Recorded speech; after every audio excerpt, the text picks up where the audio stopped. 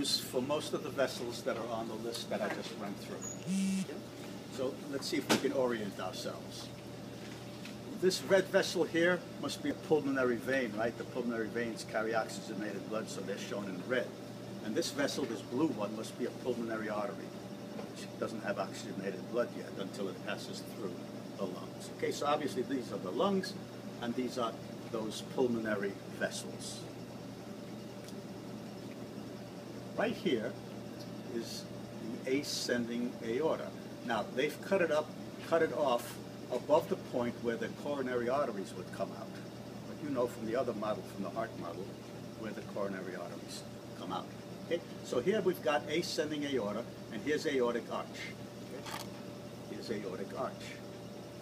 Coming off the aortic arch, the first branch, which is a bigger branch than the other two branches coming off the arch, is the brachiocephalic artery.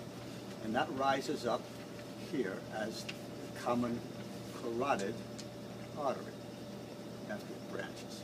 Okay? The next branch coming off the aortic arch is the left common carotid artery, and you see it rising up the neck.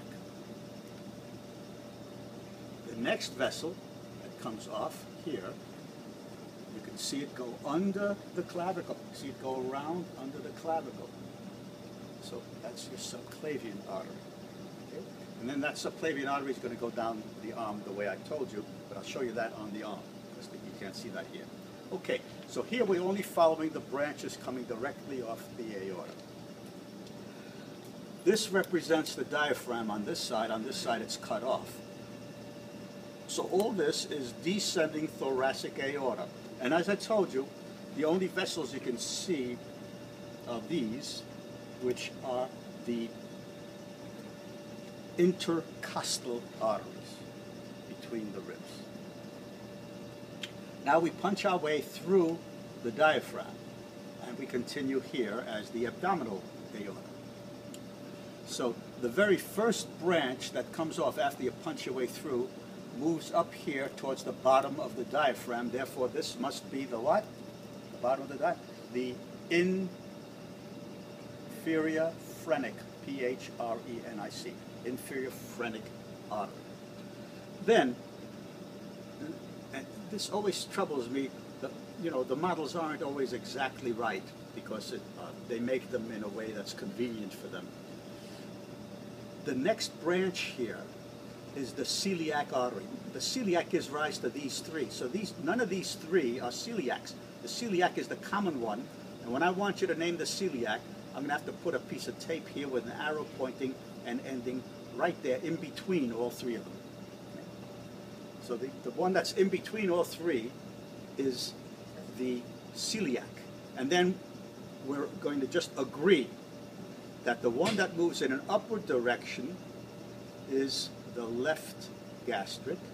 The one that heads towards the right side is the hepatic, and the one that moves downward here is the splenic. Okay? It's just by mutual agreement. That's the way we're going to name them. I might not be right, but that's the way we're going to name them. Then we have the superior mesenteric right here, and we have, moving up here, you can see it best at this point, but you can also see it here. And this is meant to be the adrenal gland, so that's the suprarenal artery. And this of course, is the renal artery on this side, the renal artery on that side. It's much clearer here, so I'll probably ask for it here. Okay, so we have here the sup mes, and down here is the inf mes. Superior mesenteric artery to the upper guts, inferior to the lower guts. And then here and here, we have the stump of what used to be hanging down gonadal arteries. I'll come back to those in a moment.